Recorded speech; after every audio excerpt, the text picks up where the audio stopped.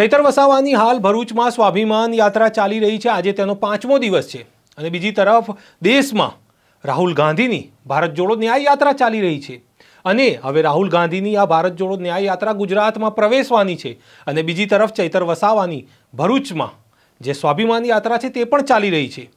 તો હવે આનો રૂટ આવી ગયો છે અને ઘણા લોકો સવાલ પણ હવે પૂછી રહ્યા છે અને ચર્ચાઓ જાગી છે કે શું ચૈતર વસાવા રાહુલ ગાંધીની આ જે ભારત જોડો ન્યાય યાત્રા છે તેમાં જોડાશે કે નહીં, કે પછી બંનેની યાત્રાઓ અલગ અલગ થશે અને આ યાત્રાનો કયો રૂટ છે તેના વિશે હું આપની સાથે વાત કરીશ આ વિડીયોમાં। નમસ્કાર, નવજીવન ન્યૂઝમાં આપનું સ્વાગત છે। હું છું આપની સાથે ફૈસલ મંસૂરી। કોંગ્રેસના દિગ્ગજ નેતા અને રાષ્ટ્રીય નેતા એવા રાહુલ ગાંધીની ભારત જોડો ન્યાય યાત્રા ચાલી રહી છે અને આના પહેલાં તેમણે ભારત જોડો યાત્રા કરી હતી, જેમાં તેમણે કન્યાકુમારીથી લઈ કાશ્મીર સુધી યાત્રા કરી હતી। હવે તેઓની યાત્રા ગુજરાતમાં પ્રવેશવાની છે।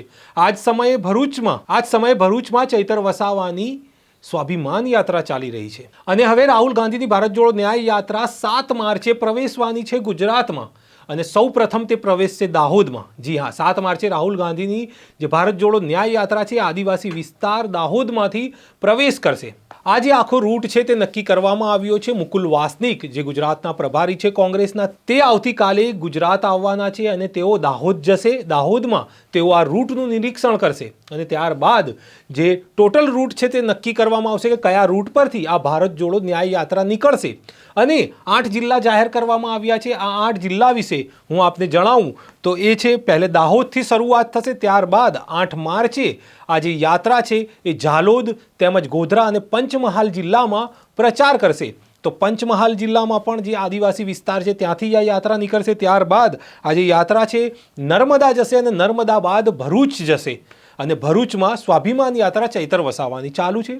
હવે જોવાનું એ રહે છે કે શું ભરૂચમાં અથવા તો દાહોદથી જ ચૈતર વસાવા જોડાય છે કે નહીં, અને જો ચૈતર વસાવા આ યાત્રામાં જોડાય તો કોંગ્રેસને બહુ મોટો ફાયદો થઈ શકે છે અને ભરૂચમાં ચૈતર વસાવાને સૌથી મોટો ફાયદો થઈ શકે છે જો રાહુલ ગાંધી તેમની સાથે અને બંને મળીને જો આ ભરૂચમાં યાત્રા થાય તો।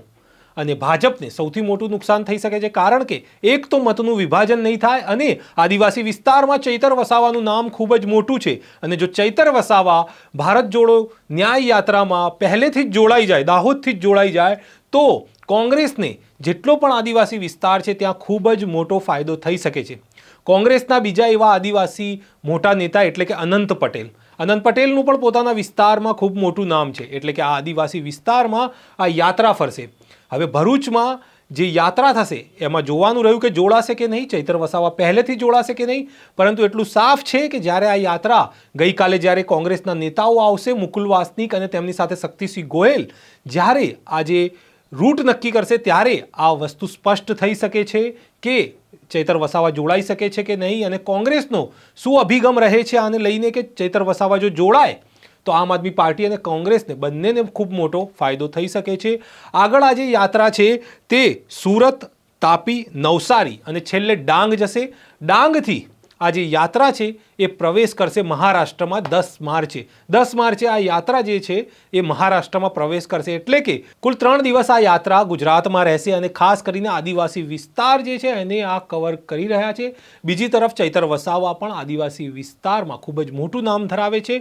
તો હવે જોવાનું એ રહ્યું કે શું ચૈતર વસાવા આ ન્યાય યાત્રામાં શરૂઆતથી જોડાય છે કે ભરૂચમાં જોડાય છે કે નહીં, કારણ કે રાહુલ ગાંધી રાષ્ટ્રીય લેવલે ખૂબ જ મોટું નામ છે અને કોંગ્રેસના દિગ્ગજ નેતા છે, ત્યારે ચૈતર વસાવા જે આમ આદમી પાર્ટીના આદિવાસી ચહેરા અને આદિવાસી મોટા નેતા બની ચૂક્યા છે, કારણ કે જ્યારથી તેમના પર કેસ થયો છે અને જ્યારથી તેઓ જેલમાં ગયા અને બહાર આવ્યા તે આદિવાસી સમાજમાં ખૂબ જ મોટું નામ બની ગયા છે। હવે દાહોદથી જો તેઓ જોડાય રાહુલ ગાંધી સાથે તો કોંગ્રેસને ખૂબ જ મોટો ફાયદો થઈ શકે છે, તેમાં કોઈ પણ શંકાને સ્થાન નથી, કારણ કે દાહોદમાં આદિવાસી સમાજ ખૂબ જ મોટા પાયે છે અને કોંગ્રેસમાંથી જે કોઈ પણ વ્યક્તિ લોકસભા ચૂંટણી લડશે તેને ખૂબ જ મોટો ફાયદો થશે। તો આ હતા સમીકરણ અને આમાં સૌથી વધુ નુકસાન જો ચૈતર વસાવા શરૂઆતથી જ જોડાય તો ભાજપને સૌથી મોટું નુકસાન થશે, કારણ કે મત વહેંચાય નહીં અને મત એક સાઈડ પડશે તો ભરૂચમાં ચૈતર વસાવાને અને ત્યાર બીજા જે આદિવાસી વિસ્તારો છે એટલે કે જિલ્લા છે તેમાં કોંગ્રેસને સૌથી વધુ ફાયદો થશે તે સાફ વાત છે. હાલ તો અમે આ સમાચાર પર સતત નજર રાખી રહ્યા છીએ અને આગળ શું થાય છે, ચૈતર વસાવા જોડાશે કે નહીં તે પણ અમે આપને બતાવીશું. કોંગ્રેસની આ યાત્રા કયા રૂટ પરથી પ્રસાર થશે આ જિલ્લાઓમાંથી એ પણ અમે આપને બતાવીશું. એટલે અમારી ચેનલ સાથે જોડાઈ જાઓ, સબસ્ક્રાઇબનું બટન દબાવીને બેલ આઇકન દબાવી દો અને લાઇક કરવાનું પણ ભૂલશો નહીં. ફરી મળીશું એક નવા વિષયની સાથે. ત્યાં સુધી નમસ્કાર.